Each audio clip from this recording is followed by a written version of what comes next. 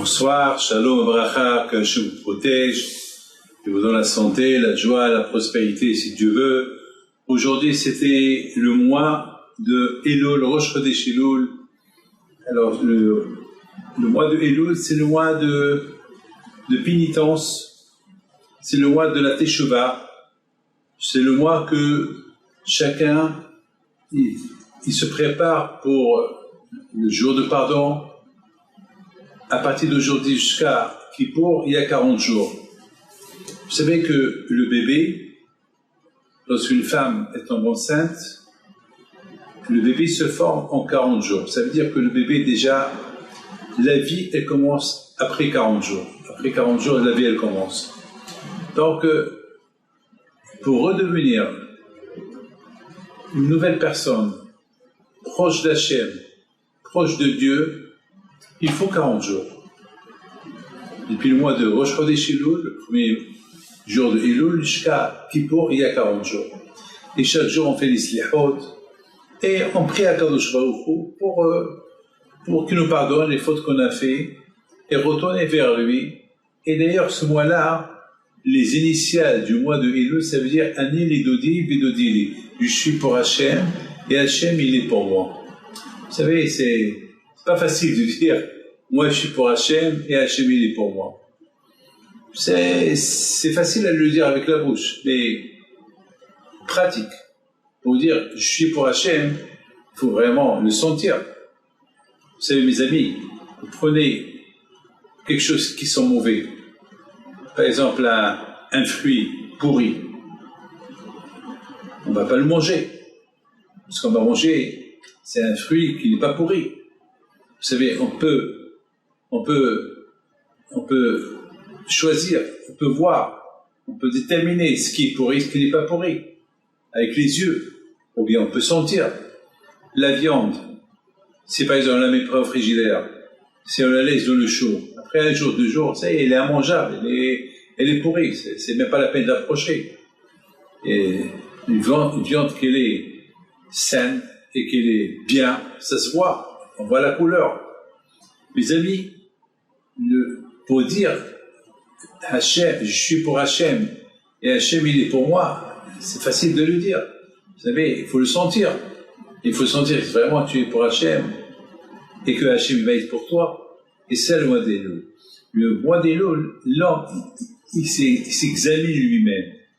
Vous savez, faire un examen, tu réussis ou tu échoues. Alors, pendant le mois d'Elul, on fait un examen. Est-ce qu'on est proche d'Hachem ou non? Alors, si on est proche d'Hachem, bien sûr que Hachem aussi il est proche de nous. Tout dépend de la personne, tout dépend.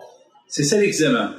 Parce que dire je suis proche d'Hachem, c'est facile. Et la pratique, ça veut dire est-ce que vraiment tu es proche d'Hachem, tu fais attention? Est-ce que tu as fait une teshuvah, tu as demandé pardon à ton prochain? Tu as demandé pardon à Dieu pour le mal que tu as pu faire dans ta vie. Les amis, vous savez que la Torah elle dit il faut être attaché à Hachem. Voilà, c'est écrit au botidbak, il faut être collé. Vous savez que nos sages ils posent une question. Nos sages ils posent une question, ils disent est-ce que c'est possible d'être attaché à Hachem? On peut être attaché à l'argent, on peut être attaché à nos enfants, on peut être attaché à notre femme, on peut être attaché à un repas qu'on mange, mais être attaché à Hachem, Hachem c'est Esh Ochla, Hachem c'est du feu, et en plus, est-ce qu'on le connaît? Est-ce qu'on l'a vu? Faut dire, être attaché à quelque chose que tu connais pas, est-ce qu'un homme, un être humain qu'il a grandi dans la jungle, tu lui donnes de l'or, tu lui donnes de l'argent, est-ce qu'il va les apprécier? Non. Non. Tu lui donnes une assiette. Est-ce que vous croyez qu'il va prendre une pomme et va la mettre dans l'assiette? Non. Il va la prendre de la terre, il va la manger parce que c'est un homme de la jungle. Alors, nos sages, ils disent c'est pas possible de dire il faut être attaché à Hachem, au botidbak, il faut être collé à Hachem. Au botidbak, il faut être collé. Comment coller? On ne peut pas être collé à Hachem. Alors, nos sages, ils nous donnent quelque chose de mal, ils nous disent quelque chose de magnifique. C'est quoi être collé à Hachem? Ça veut dire être collé au tzadikim. Ça veut dire être collé au tzadikim. Si on est collé au tzadikim, alors automatiquement on va être collé à Hachem. Parce que les tzadikim déjà, eux ils sont tzadikim, eux ils sont collés à Hachem. Et le fait que eux ils sont collés à Hachem, alors on apprend d'eux. On voit comment eux ils sont très spirituels, ils ne sont pas matérialistes. Et au même moment qu'on va être collé au tzadikim, automatiquement on va être collé à Hachem. C'est quelque chose de magnifique. Alors écoutez très bien. Prenez par exemple 2 pages. 2 pages. Si on colle les 2 pages avec de la colle, est-ce qu'on peut décoller les 2 pages? Ça va être dur. Surtout si on les colle avec de la colle dure. Automatiquement, tu vas déchirer le papier parce qu'il est collé. Surtout une fois que la colle elle a séché, c'est fini. Alors écoutez très bien. Lorsqu'on est collé à Hachem, que Dieu préserve, si on tombe, si après on est collé à Hachem à travers les tzadikim, on est collé à Hachem à travers la Torah, à travers les mitzvot, à travers la Emouna, mais si Hachem on se décolle de Hachem, c'est grave, c'est dramatique. Moi je connais des gens qui étaient très religieux, vraiment collés à Hachem, très religieux, et pour des raisons que je ne peux pas vous expliquer, pour des raisons incroyables, ils se sont détachés d'Hachem, ils ont complètement tout lâché. Tout lâché, ils mangent de taref, ils sont complètement détachés complètement d'Hachem, ils sont éloignés. C'est-à-dire qu'il faut faire attention. Lorsqu'on se colle à Hachem, il faut savoir se coller à Hachem d'une manière on ne peut jamais tomber, on ne peut jamais se décoller. Et la meilleure chose pour bien être collé à Hachem, c'est à travers les tzadikim. Lorsque tu t'attaches à un tzadik, tu t'attaches à un tzadik et tu apprends de lui. Aujourd'hui, j'étais content. Aujourd'hui, j'ai reçu des gens et parmi, il y a eu 2 personnes que j'ai reçues, et j'ai reçu plein de monde, mais il y a eu 2 personnes que, un, je connais, l'autre, je ne le connais pas parce qu'il vient d'Australie. Et je ne le connais pas. Et lorsqu'il est rentré dans mon bureau, il m'a fait un grand sourire. On dirait qu'il me connaît. Mais il dit, je ne vous connais pas. Et j'écoute tout le temps vos cours. Et à travers vos cours, je suis devenu religieux, moi et ma femme. Et on commence à faire la Torah et les mitzvot. Je ne le connais pas. Il y a un autre que je connais comment il était avant. Et je sais comment il est devenu aujourd'hui très religieux, très pratiquant, extraordinaire. Et lui aussi, c'est à travers les cours de Torah. C'est tout. À travers les cours de Torah. Et surtout, ce qui l'a le plus impressionné, c'est que, voilà, il faut être réaliste, que l'amour du prochain, et ça veut dire que il faut être comme le bon Dieu. Qu'est-ce qu'il dit le bon Dieu? Aime ton prochain comme toi. Écoutez, au lieu que le bon Dieu nous dit aimez-moi plus que tout le monde, qu'est-ce qu'il nous dit Hachem? Aime ton prochain comme toi, allez Hachem. Moi je suis en second. C'est la folie. Hachem il te dit aime ton prochain comme toi. C'est-à-dire qu'au lieu que Hachem, je répète encore une fois pour que ça rentre dans la tête, au lieu que Hachem il nous dit aimez-moi plus que tout le monde, qu'est-ce qu'il nous dit Hachem? Aime ton prochain comme toi. Et après, si tu veux m'aimer, tu m'aimes. Vous vous rendez compte, c'est quelque chose d'extraordinaire. Ça veut dire que Hachem, parce qu'Hachem, il aime tout le monde. Hachem, il ne fait pas de différence entre un qui est tzaddik, un qui n'est pas tzaddik. Akadosh Baruch Hu, il aime tout le monde. Et Hachem, c'est le créateur. Vous savez que lorsque les Juifs, ils ont quitté l'Égypte, et les Juifs, ils ont traversé la mer, les Égyptiens, ils ont traversé la mer derrière eux, et à un moment donné, les Juifs, ils arrivent de l'autre côté, et la mer, elle s'enferme sur l'Égyptien. Au même moment, les malachim, les anges, ils ont voulu commencer à chanter. Et Hachem, il leur a dit, vous n'avez pas le droit de chanter. Pourquoi? Parce que parce que les personnes que j'ai créées, c'est des créatures quand même. J'ai de la peine qu'ils vont se noyer.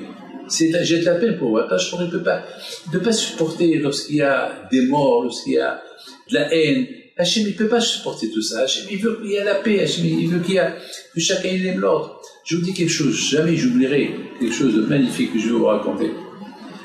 Lorsque j'étais au Maroc, avec mon père, on est parti de Casablanca à Essaouira, pour l'Aïloula de Rabbi Haïm Pinto. Et je raconte cette histoire il y a à peu près 45 ans, peut-être un peu plus, 2 ans avant que mon père est mort. Et on s'est arrêté sur le chemin, pour aller à Essaouira, je crois que c'est à Tlemcen, je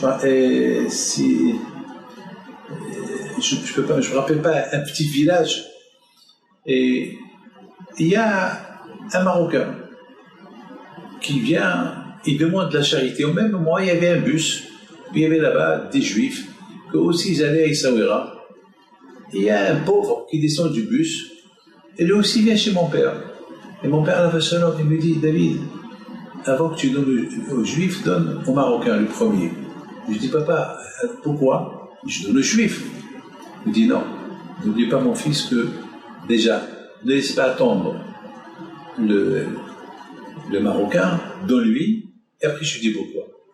Alors, une fois qu'on était sur la route, je dis, papa, tu peux m'expliquer pourquoi tu as voulu que je donne à la personne d'origine du Maroc, et avant le Juif. Il dit, mon fils, n'oublie pas une chose, on est au Maroc. Et au Maroc, c'est le pays qui nous a accueillis. Lorsque on nous a jetés de l'Espagne, qui nous a accueillis, c'est nos frères marocains. Donc, ils sont priorité. Il ne faut pas que ce Marocain croit qu'on préfère le Juif mieux que lui. Et j'ai appris une leçon de mon père. Aime ton prochain comme toi. Ça veut dire que, peu n'importe, la personne, lorsqu'il faut l'aider, il faut l'aider. Il faut l'aider. Ah, mes amis, regardez, c'est une leçon extraordinaire. On dit à Kadosh Baruch Hu, il nous dit, au bout, il faut être collé à Kadosh Baruch Hu. Alors, pour être collé à Kadosh Baruch Hu, il faut apprendre de Kadosh Baruch Hu quelque chose. Qu'est-ce qu'on peut apprendre de Kadosh Baruch Hu du bon Dieu? Eh bien, on apprend du bon Dieu quelque chose de magnifique. Lui, même que nous, on n'est pas dans le bon chemin, eh bien, Hachem, il a de la peine pour nous. Il nous donne, il nous fait vivre, il nous réveille, il s'occupe de nous. Quand moi je suis miséricordieux, toi aussi, sois miséricordieux. C'est comme ça, il faut être attaché à Hachem. Et il faut faire attention, une fois qu'on est attaché à Hachem, on ne peut plus se décoller. Parce que la chute, elle est grave. Si on se décolle, la chute, elle est grave. Vous savez, mes amis, jamais j'oublierai lorsque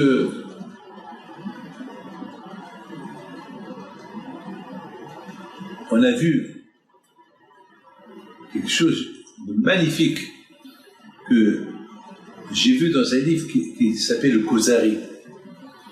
Il dit là-bas quelque chose de magnifique. Il dit que Hakadosh Baruch Hu, il faut croire en lui. C'est en Dieu. Je vais vous expliquer. Lorsque Hachem nous a donné la Torah, il nous a dit, c'est moi Hachem Elokecha, c'est moi Hachem ton Dieu.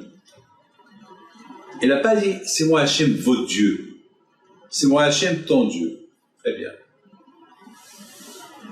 Lorsque le roi Shaoul, il a fait la guerre contre Amalek,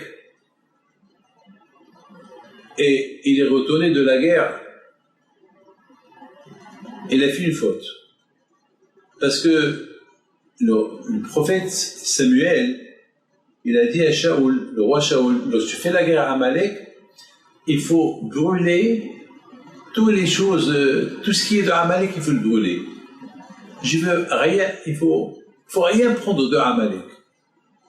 Il faut rien prendre de Amalek. Ça veut dire, il n'y a pas de butin, il ne faut rien prendre. Vous faites la guerre, vous ne prenez rien du tout. Et Shaoul, le roi Shaoul, lorsqu'il a fait la guerre contre Amalek, il a apporté avec lui le butin, il a apporté avec lui des animaux, il a apporté avec lui plein de choses. le prophète Samuel lui dit, Shaoul, t'es fou, mais je t'avais dit que le bon Dieu m'a dit de te dire, et je t'ai dit que lorsque tu fais la guerre à Amalek, tu prends pas de butin, tu prends rien du tout, ni animaux, ni coussins, ni or, ni argent, rien du tout. Tu fais la guerre, tu gagnes la guerre, tu retournes, tu n'apportes rien du tout. Pourquoi tu as apporté? Et puis, le roi Shaoul, il dit au prophète Samuel, il lui dit, mais moi j'ai apporté ça pour faire des sacrifices à ton Dieu. Maintenant, le Kuzari, il pose une belle question. Le Kuzari il dit, pourquoi Shaoul, il dit au prophète, ton Dieu? Pourquoi c'est son Dieu et c'est pas notre Dieu? Est-ce que moi je vais dire, lorsque je parle à un public, est-ce que je veux parler et je parle de Dieu et je vais dire au public, ton Dieu? Non, je vais dire, notre Dieu. Notre Dieu. Je ne veux pas dire au public ton Dieu, ça veut dire ton Dieu, pas mon Dieu. C'est la question qu'il pose le Kuzari. Belle question. Vous savez qu'est-ce qu'il dit le Kuzari? Il dit quelque chose de magnifique. Il dit, Akadosh Baruch Hu,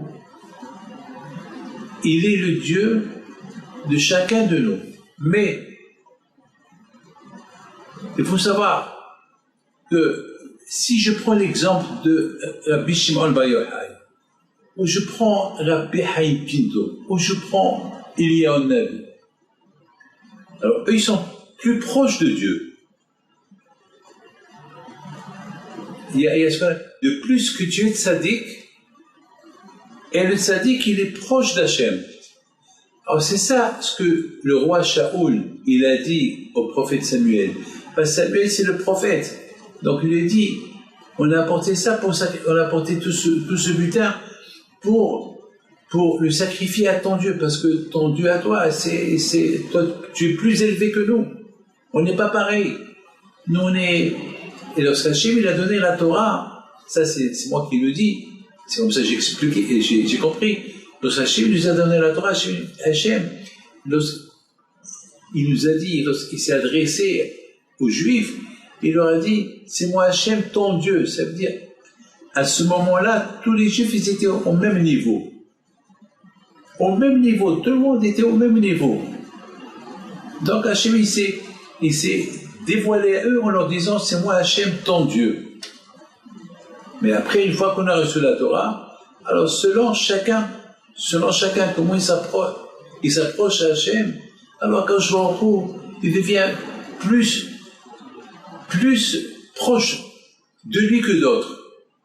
Écoutez, moi, je suis religieux, je suis croyant, mais prenez par exemple mon grand-père, Rabbi Chaim Pinto. Moi, par rapport à mon grand-père, je suis zéro, je suis nul. Je suis rien du tout. Lui, c'est le Dieu de Rabbi Chaim Pinto, et Rabbi Chaim Pinto était plus proche de Dieu que moi, je suis plus proche de Dieu. Lui, il me dépasse. Les amis, il faut savoir une chose. Le mois de Elul, c'est un mois qui est extraordinaire. Le mois d'Elul, il nous rapproche, nous tous, vers Hachem. Chacun il a un potentiel d'être plus proche de Hachem.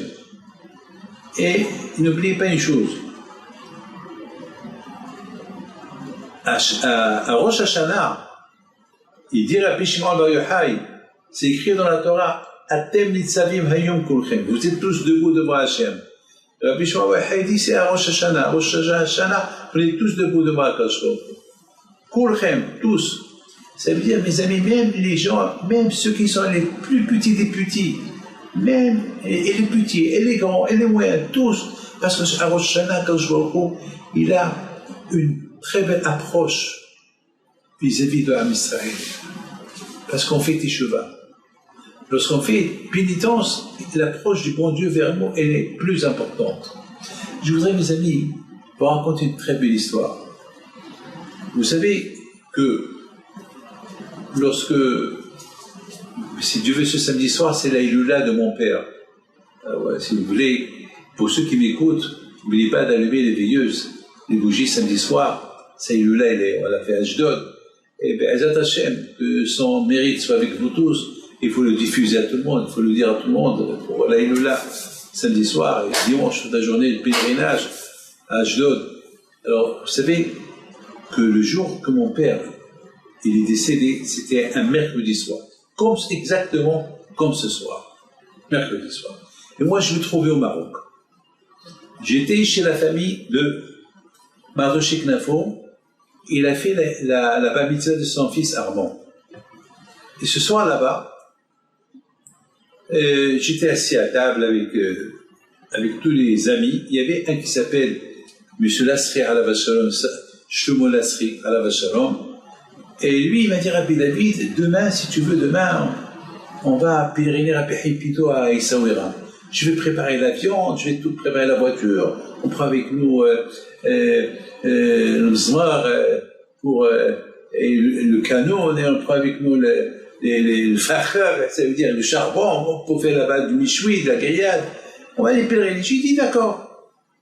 Et c'était prévu que je vais avec ma femme, ma belle-mère, elle avait été vivante encore. Donc c'était prévu qu'on va y savoir. Et à un moment donné, il y a un monsieur qui passe vers moi. Il me dit, Rabbi David, comment il va ton père? Il m'a choqué. Je lui dis, je sais pas. Et je sais même pas s'il est vivant. Alors que, vous savez, à l'époque, il n'y avait pas les téléphones. Hein. Aujourd'hui, on a les téléphones, mais il y a à peu près une quarantaine d'années, il n'y avait pas de téléphone. Hein. Il n'y avait pas le portable, il n'y avait pas... Surtout au Maroc, c'est pas tout le monde qui avait un téléphone, même à la maison. Elle m'a dit, quoi, tu sais pas comment il va ton père? Je lui ai dit, non, je sais pas. Bon, je suis rentré à la maison. C'est la famille Assaraf qui m'ont prêté leur maison. Il est à Saraf. Et voilà, j'avais pas envie de dormir sur le lit. J'ai dit, je vais dormir par terre.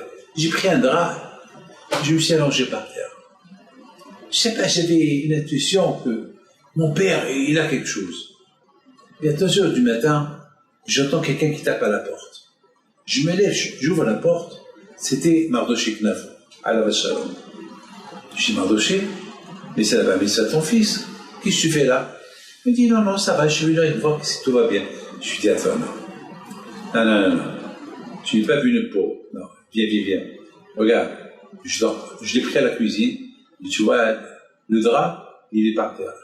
J'ai un sentiment sur mon père. Il me dit alors, Rabbi David, ton papa Alav Shalom, il a quitté ce monde. J'ai eu de la peine. Et toi, j'avais un problème. À cette époque, il n'y avait pas encore les relations diplomatiques entre le Maroc et Israël. Et j'avais un grand problème. Comment je vais partir à l'enterrement de mon père? Donc, au même moment, il vient Salomon Lasri pour qu'on va à Essaouira.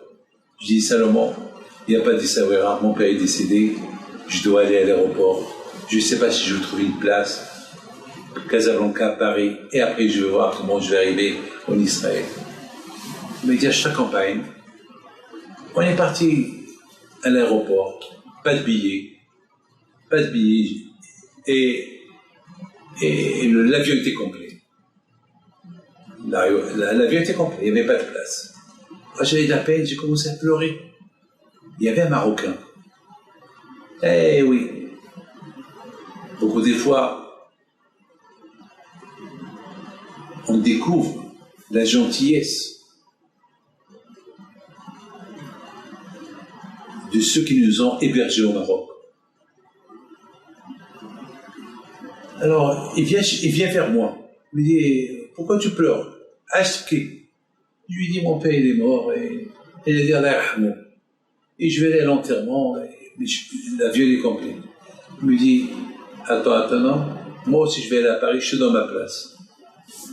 À cette époque, on pouvait échanger les billets, et il n'y avait pas de problème. Et surtout, c'est un monsieur qui était bien connu, connaissait les gens de l'aéroport. Jamais j'oublierai, maintenant, dommage, j'ai pas pris son adresse, j'ai même pas pris son téléphone, mais je lui bénis tout le temps. Tout ce que je me rappelle, il s'appelle Abslam. C'est tout ce que je me rappelle, il s'appelle Al-Islam. Et voilà, je l'ai beaucoup remercié. Je suis parti à Paris, et à l'époque, c'était à l'aéroport d'Orly, et à l'époque, la Royal Air Maroc, elle avait son parking quelque part, et El Al, il avait son parking quelque part. Et ce jour-là, j'arrive de Casablanca à Paris, et je vois El Al à côté. C'est une compagnie israélienne. Je sors de l'avion, et je rentre dans l'avion, et là-bas, la sécurité m'a arrêté. Passeport, j'avais un passeport marocain. Quand je suis marocain, ils me disent, mais d'où vous venez? Ben, j'arrive du Maroc. Qu'est-ce que vous faites ici? Vite, ils m'ont arrêté. Ils ont commencé à me fouiller. Ils ont commencé à m'interroger. Je n'avais pas de réponse pour eux. J'ai dit, écoutez, j'ai perdu mon père, et il me dit, attends, tu viens comme ça? Oui, tu as un visa? Parce qu'à l'époque, le passeport marocain ne marchait pas, il faut un visa qu'il fallait prendre à l'ambassade israélienne. J'ai dit, j'ai pas de visa, j'ai rien, mon père il est mort. Bon, ils ont dit, écoute, pour nous, tu es un suspect, tu as fait quelque chose contre la loi, il faut qu'on appelle la police. Bon, il y a le pilote, il entend du bruit, il sort, il dit, qu'est-ce qui se passe? Ben, il y a ce monsieur-là, il dit qu'il est juif, il dit qu'il est, mais c'est un passeport marocain, bon, il s'appelle David Pinto, mais il ne sait rien dire. Il sort d'avion, il vient de Casablanca, et il rentre là, à la Milani, puis billet, il n'y a rien. Il me regarde, il me dit, pourquoi tu voyages en Israël? J'ai perdu mon père. Qui c'est ton père? Rabbi Moshe Aaron Pinto. Quoi? Le pilote. Il lui dit, quoi? Je lui dis, il s'appelle Rabbi Moshe Aaron Pinto. Il me regarde. Il me dit, fais voir ton passeport. Il regarde mon passeport, David Pinto. Il me dit, bon, je vais t'aider. Il dit aux gens de sécurité, je le connais, je connais son père, je connais sa famille, allez-y, prenez-lui un billet. Il leur dit, mais l'avion est complet, il va s'asseoir avec nous. Dans la chambre de pilotage, il s'assoit, on va lui donner une chaise. Et il n'a pas de visa. Une fois qu'il arrive en Israël, j'irai avec lui je vais témoigner pour lui. C'est facile. Ça, ce qu'ils font beaucoup des gens qui ont une urgence et qu'ils n'ont pas le temps de faire le visa, ben, c'est ce qu'ils font. Quel miracle. Bon, maintenant, on m'a aidé. Je retourne à l'avion. Tout l'avion était complet. Alors, on m'a mis un siège. Et de temps en temps, je pleurais. Le pilote, il me regarde, il me dit, bien sûr, tu veux savoir qui je suis. Moi, je suis Ashkenaz, moi, je ne suis pas marocain, je ne suis pas séfarade, je m'appelle Schwartz, un nom Ashkenaz. Mais ce matin, lorsque j'ai quitté Israël, lorsque j'ai quitté la maison pour aller à l'aéroport prendre l'avion, j'ai allumé la radio pour écouter un peu les informations. Et la première chose que j'ai écoutée, le rabbin Moshe Aaron Pinto, il est décédé, l'enterrement à 3 heures. Alors j'ai éteint la radio, j'ai dit, encore, ça commence avec de mauvaises nouvelles. J'arrive à l'aéroport, j'allume encore la radio pour écouter les informations. Encore, j'entends aux informations, aujourd'hui à 3 heures, l'enterrement de Rabbi Moshe Aaron Pinto. Et ça m'a énervé, j'ai dit, pourquoi encore des mauvaises nouvelles, encore, j'ai éteint. Et finalement, je vois que ton papa, c'était un tzaddik. Parce que ton papa, il savait que toi, tu étais au Maroc. Et que tu es allé en Israël pour son enterrement. Et tu vas avoir des problèmes de visa, de billets, etc., etc.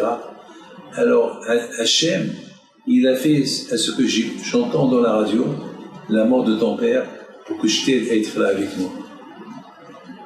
Alors il me dit, moi je ne suis pas un homme religieux, mais je commence à y croire qu'il y a un Dieu. Mes amis, c'est ça ce que la Torah dit.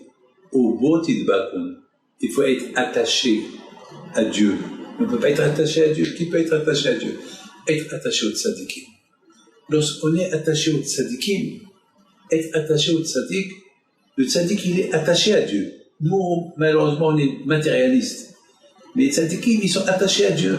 Et le fait que les tzadikim, ils sont attachés à Dieu, alors lorsque tu t'attaches au tzadik, tu vois comment il vit, et tu vois ce qu'il fait, alors automatiquement, toi aussi, tu vas t'attacher à Kadosh Baruch Hu. Mais si tu crois que tu peux t'attacher à Hachem, toi seul, c'est un peu dangereux. Pourquoi? Parce que tu n'as aucune garantie que tu vas vraiment être attaché à 100%. Il se peut que tu vas te casser, te décoller. Et lorsqu'on décolle 2 pages, ça crée des dégâts. La page se déchire. Lorsque un homme il se décolle d'Hachem, ça fait des dégâts. Mes amis, Hachem nous a donné le mois des Louls. Le mois des Louls, c'est le mois qu'on s'approche à Hachem.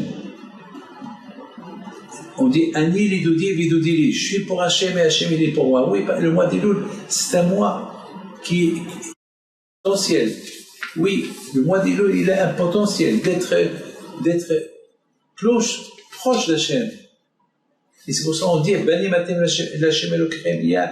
La Torah dit vous êtes les enfants d'Hachem. Ça veut dire que le mois des Louls, il y a la rencontre entre nous et Akadosh Baruch Hu. Il dit David Ameler. C'est pas la peine d'être un homme intelligent pour découvrir Hachem. C'est facile. Comment? C'est facile. Comment? Lève tes yeux. Examine le ciel. Regarde comment est le ciel. Il est fait, regarde. Regarde les étoiles. C'est toujours au même endroit. Regarde le soleil. D'où il se lève, où il se couche. Regarde la lune. Elle n'est pas toujours là. Elle n'a pas de place à la lune. Il faut aller à gauche, il faut aller à droite, il faut aller droit, il faut aller derrière. Et après, il disparaît. Tout ça, c'est Hachem. Marabom Asecha Hachem.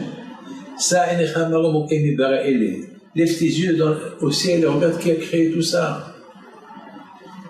L'homme, mes amis, l'homme, pour qu'il s'attache à Hachem, il faut qu'il s'examine.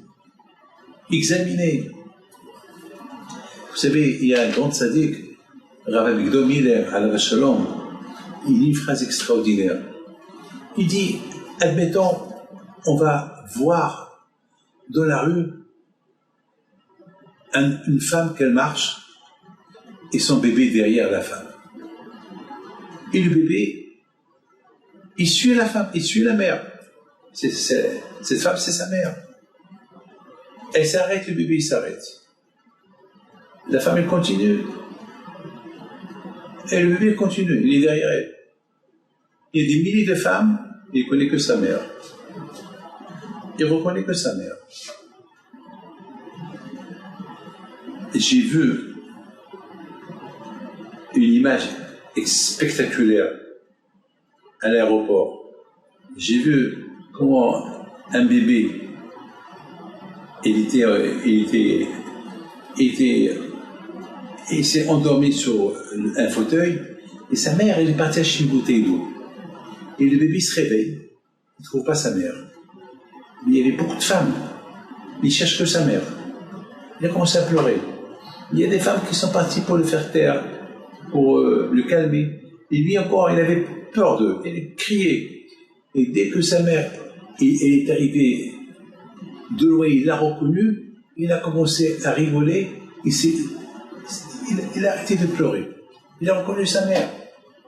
Mes amis, ce bébé-là, qu'il est derrière sa mère, d'où il vient? Réfléchissez un peu, d'où il vient ce bébé-là? Eh bien, ce bébé-là, 80% de son corps, c'est de l'eau. Moi, j'ai vu, une fois, ils ont déterré un mort en France, et il l'a envoyé en Israël avec son cercueil, et lorsqu'on a ouvert le cercueil, il était plein d'eau. C'est le corps, il s'est déchiqueté. Il n'y a que de l'eau, 80% de l'eau. Et qu'ici, il y a des os. C'est quoi des os? C'est du sable. Vous vous rendez compte? C'est quoi l'être humain? C'est de l'eau. Du sable. Réfléchissez un peu. Réfléchissez un peu. Et Akadosh Baruch Hu, il a mis à l'intérieur de ce bébé-là, qu'il est 80% eau, 20% sable, il lui a donné l'intellect, l'intelligence, il lui a donné la hurma, il lui a donné pour reconnaître. Il ne connaît que sa mère, il ne connaît que son père, il ne connaît que les gens les plus proches.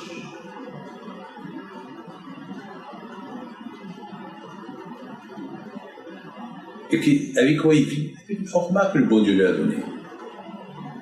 Et cette hurma, cette intelligence que le bon Dieu lui a donnée, il ne peut pas l'utiliser un peu pour découvrir qui c'est Hachem, pour être collé à Hachem pour un peu plus. Hachem lui a donné le mois d'Elul.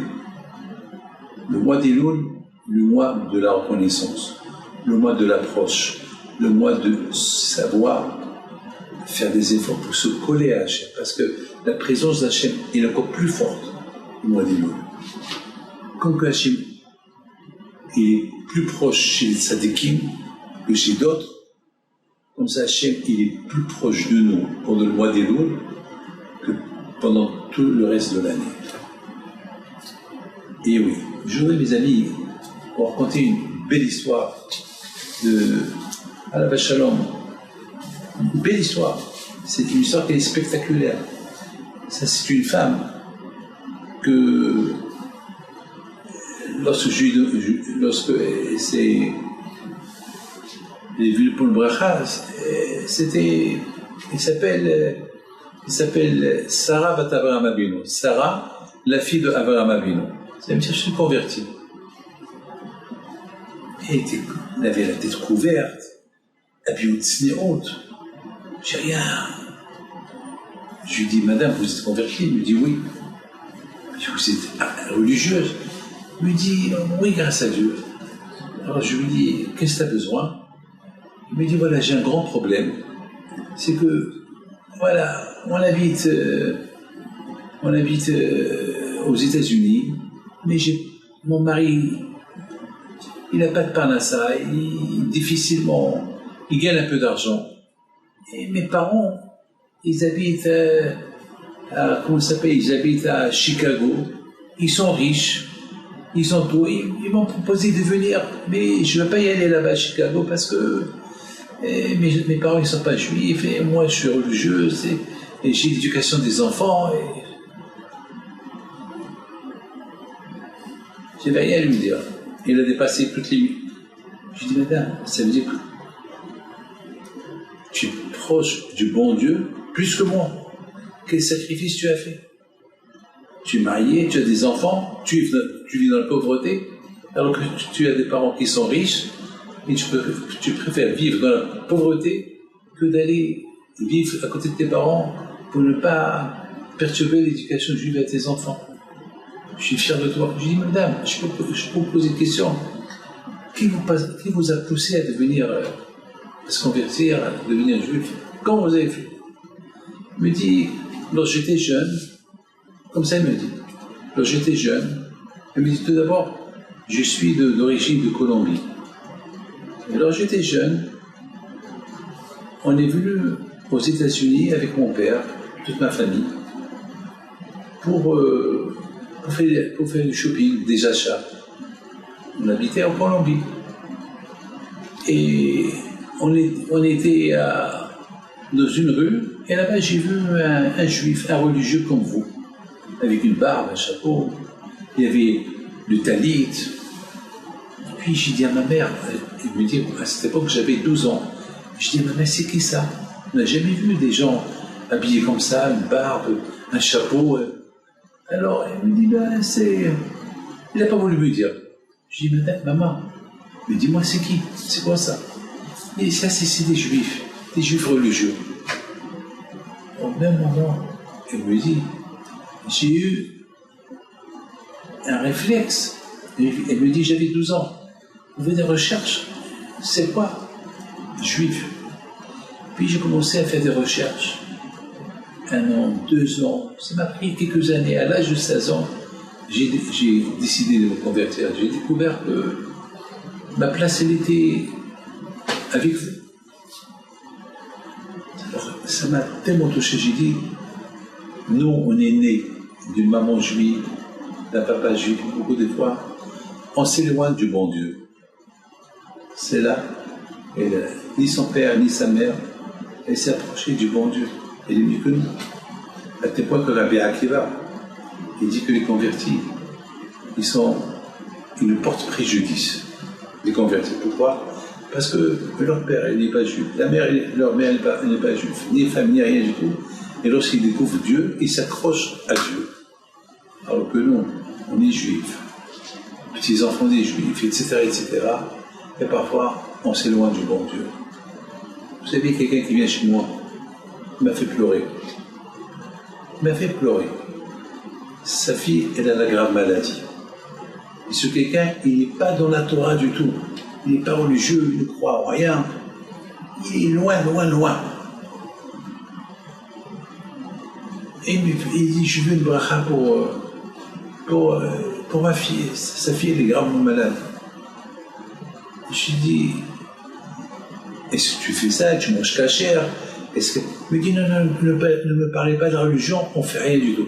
Alors je lui dis, alors, qu'est-ce que tu veux que je fais pour toi? Quelle bénédiction que tu veux que je te fasse? Je lui dis, pourquoi? Moi, je suis un sorcier, moi, je suis un marabout, je vais quoi? Je vais faire la magie pour que ta fille, elle guérisse. Attends, moi, je suis un croyant. Je prie au bon Dieu, c'est tout. Alors, au moins, pour que ma prière, elle monte chez le bon Dieu, il va voir à qui je fais la bracha, ils vont voir que c'est ta fille. Ils ne comprennent pas comment d'un côté tu demandes au bon Dieu qui guérit ta fille, de l'autre côté, toi tu fais les plus grosses bêtises du monde. Comment? Il me regarde et me dit, non, demandez-moi de l'argent, demandez-moi ce que vous voulez, mais ne me demandez pas d'aller à la synagogue, il ne faut pas me demander que je mette fini, tout ça, ça ne m'intéresse pas. Je ne sais pas quoi lui dire. Elle me l'appelle pour lui. Voilà, c'est des choses, mes amis, que je ne peux pas vous raconter. Il y a des histoires. La Torah dit au botit bekon, il faut être collé à Dieu. Comment on peut être collé à Dieu? Le seul moyen pour être collé à Dieu, c'est être collé au tzadikim. Vous savez, mes amis, il y a Rabbi Avigdor Miller à la Vassom, il a connu il dit, admettons, si par exemple, il y a un juif qui va aller chez le Admour, chez un autre tzaddik. On va dire, par exemple, imaginez-vous que Rabbi Haim Pinto, il est vivant. Et un juif, il va aller chez Rabbi Haim Pinto, il va lui dire, Rabbi Haim Pinto, ça ne vous dérange pas que demain matin, je viens chez vous, avant que vous allez à la synagogue, pour que je vous accompagne à la synagogue. Qu'est-ce que Rabbi Haim Pinto va dire? Il va dire, non, c'est pas la peine, ne te dérange pas. Pourquoi tu veux venir avec? Pourquoi tu veux? Merci, j'ai ceux qui m'accompagnent, j'ai mes enfants. Non, je t'en prie, je vais être à côté de toi, je vais t'accompagner. Alors, et puis tu vas lui dire, d'accord, viens, tu peux, ça va. Attends, ce monsieur-là, le lendemain, il vient à la maison, chez Rabbi Haim Pinto, il va l'accompagner à la synagogue. Toute sa vie, il va raconter à tout le monde, j'ai eu le mérite d'accompagner Rabbi Haim Pinto à la synagogue. Ça suffit, ça. Accompagner un tzaddik à la synagogue. Ça veut dire que tu es collé à lui. Tu te colles à lui. En se collant à un tzaddik, tu te colles au bon Dieu. Tu te colles au mois d'Elul. Et tu sais qu'est-ce que le mois d'Elul signifie? C'est le mois de la pénitence. C'est le mois qu'on retourne vers Dieu. Ça suffit pour que Elul il va t'aider. Ani les dodé vidodélé. Je me colle au mois d'Elul et le mois d'Elul va se coller en moi. Et puis on va être au botit bekon. Et surtout lorsqu'on écoute des cours de Torah des tzadikim, des rabbins pieux, alors on se colle à eux aussi. Mes amis, je termine. Quand j'étais au Maroc pour préparer la Iloula de Rabbi Haim Pinto à la Vachalom, j'étais chez la famille Knafo, et puis ma montre elle s'est cassée. Je n'avais pas de montre, elle s'est cassée. Et puis, je demande à M. Knafo qui me prête sa montre. Il me dit, Rabbi David, moi, j'ai pas de montre, je peux pas vivre sans la montre. Et tu m'excuses, je peux pas te la prêter, mais tu peux aller l'acheter, achète-toi une montre. Je lui dis, d'accord, le temps que je vais acheter une montre, j'ai besoin d'une montre. Et à l'époque, j'étais trop attaché à l'heure, et surtout, je préparais la Iloula. Finalement, j'ai dit, bon, allez, j'ai pas de montre. Moi, j'ai pris une décision d'aller chercher à acheter une montre. Et on a mangé, et voilà, mes amis, quelqu'un tape à la porte. On ouvre la porte, c'était un monsieur Miyara, à la Vachalom. À la Vachalom, monsieur Miyara. Alors, monsieur Knafou dit à monsieur Miyara, ça va, tout va bien? Il lui dit, bon, Hachim, tout va bien. Il lui dit, est-ce que Rabbi David Pinto, le fils à Rabbi Moshe Pinto, est-ce qu'il est chez vous? Il lui dit, oui, ça va, tout va bien. Et je peux le voir. Alors, il le fait rentrer à la salle à manger, et j'étais assis en train de manger. Ou bien on a terminé à manger, je ne me rappelle pas exactement, mais je me rappelle que j'étais à table. Il me regarde, il met ses mains dans la poche, il prend une montre, il dit, c'est là, j'ai rêvé à Rabbi Pinto, j'étais en train de faire la sieste, il y a une demi-heure, et je rêve à Rabbi Pinto, ton grand-père, il me dit, Miyara, tu as 2 montres, une pour toi, et l'autre donne à David, mon fils, mon petit-fils, il n'a pas de montre. Il est en train de préparer la Iloula de Rabbi Pinto, va lui donner. Et tu vas passer une bonne journée. Je me suis réveillé, je ne savais pas si le rêve était vrai ou pas. Je me dit, qu'est-ce que je vais faire? J'ai pris la montre, et je suis venu, je vois que tu es là. Alors, est-ce que tu as besoin d'une montre? Alors, Madoché Gnafo, il a dit, c'est bien lumière. Il dit, ça fait un quart d'heure, il m'a demandé que je lui prête ma montre, parce qu'il n'a pas de montre. Et depuis 1h30, il me chante, j'ai besoin d'une montre, j'ai besoin d'une montre. Alors, M. Miyara me dit, voilà Rabbi David, les amis, lorsqu'on est attaché au tzaddik, on devient comme le tzaddik. C'est tout. Parce qu'on suit, on le suit. Et en même temps, on s'attache à Kadosh Baruch Hu. Étant donné que la Iloula de Rabbi Moshe Aaron Pinto, mon père à la Shalom, c'est cette semaine, et bientôt c'est la Iloula de Rabbi Pinto au Maroc, si Dieu veut, avec Sawira, alors on s'attache au tzadikim, on s'attache à Kadosh Baruch Hu. Que le zéro des tzadikim soit avec vous. Alors je voudrais vous dire que, Baruch Hashem, j'ai une très bonne nouvelle, ma fille Ariel, elle est un garçon, et Mazal Tov, et Baruch Hashem, la Brit Mila, elle va se passer, si Dieu veut, lundi. Mais je voudrais vous dire une chose, le lundi, dimanche soir, elle vient chez moi à la maison. Elle dit, papa, je suis fatigué. Qu'est-ce qu'il faut faire? Je lui dis, Azat Hashem, il faut prier à Kadosh Baruch Hu, parce que j'ai fait un calcul. Que si elle n'accouche pas lundi, parce que moi je voyage mardi si Dieu veut, donc on va avoir un problème. Et comment ça fait? Je ne peux pas annuler le voyage. Alors j'ai prié à Kadosh Baruch Hu, je dis à Ben Pito que ma fille l'accouche dimanche soir, comme ça il y aura la Brit Mila lundi, comme ça le mardi, mercredi je voyage tranquille, sans problème.